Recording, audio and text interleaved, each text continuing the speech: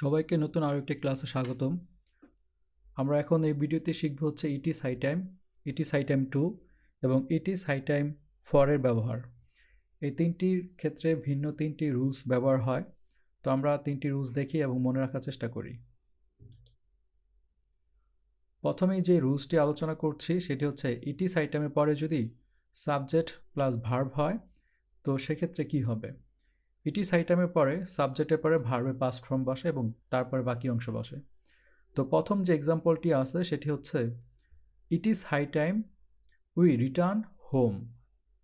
এখন উপযুক্ত সময় বাড়িতে ফেরত যাওয়ার।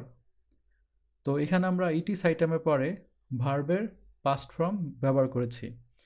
শুধুমাত্র ইট ইজ হাই টাইমের পরে যদি সাবজেক্ট থাকে তাহলে এটা ভার্বের পাস্ট ফর্ম হয়। তারপরে আরও একটি এক্সাম্পল আছে it is high time we stop corruption. এখন উপযুক্ত সময় দুর্নীতি বন্ধ করার।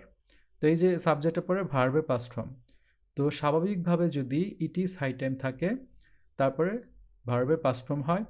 এটি প্রচুর পরীক্ষাতে আসে, এটা সবচাইতে বেশি জনপ্রিয় এই তিনটি স্ট্রাকচারের মধ্যে। তারপরে যেটি 2 নম্বর structure it is high time 2।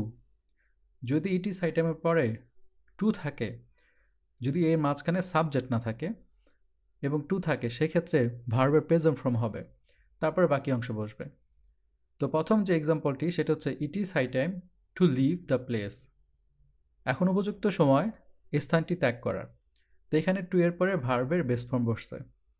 তো এটি প্রথমটির সাথে এটির পার্থক্য হচ্ছে 2 থাকবে। এবং 2 নম্বর উদাহরণটিও same, it is high time to read the book. এখন উপযুক্ত সময় বইটি পড়ার। তো 2 এর পরে ভার্বের প্রেজেন্ট ফর্ম।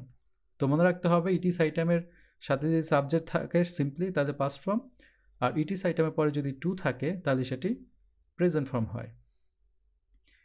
এবার 3 নম্বর স্ট্রাকচারটা ইট ইজ হাই টাইমের সাথে যদি ফর থাকে তাহলে মাঝখানে অবজেক্ট বসে এবং তারপরে 2 প্লাস ভার্বের প্রেজেন্ট ফর্ম হবে, এরপর বাকি অংশ। তো প্রথম এক্সাম্পলটি হচ্ছে it is high time for us to attack enemy. এখন উপযুক্ত সময় শত্রুদের আক্রমণ করার। তো এখানে অবজেক্ট হচ্ছে আস, ফরের পরে ব্যবহার হয় এবং তারপরে 2 বসে। তো মনে রাখার সুবিধা হচ্ছে ফরের পরে ডট ডট 2, মাঝখানে অবজেক্ট। তো এখানে অবজেক্ট হচ্ছে আজ, তারপরে হচ্ছে 2 এবং তারপরে ভার্বের প্রেজেন্ট ফর্ম, তারপরে বাকি অংশ। পরে এক্সাম্পলটি হচ্ছে it is high time for us to join the class. এখন উপযুক্ত সময় ক্লাসে জয়েন করার। তো এখানে হচ্ছে ফর, তারপর অবজেক্ট, পরে 2 এবং ভার্বের প্রেজেন্ট ফর্ম। এই তিনটির মধ্যে সবচাইতে বেশি ইম্পর্টেন্ট হচ্ছে প্রথমটি হচ্ছে ইট ইজ হাই টাইমের পরে সাবজেক্ট প্লাস ভার্বের পাস্ট ফর্ম। এটা সবচাইতে বেশি পরীক্ষাতে আসতে দেখা যায়। কমপ্লিটিং সেন্টেন্স এবং হচ্ছে রাইট ফর্ম ভার্ব, এই দুটিতে এগুলোর ব্যবহার সবচাইতে বেশি।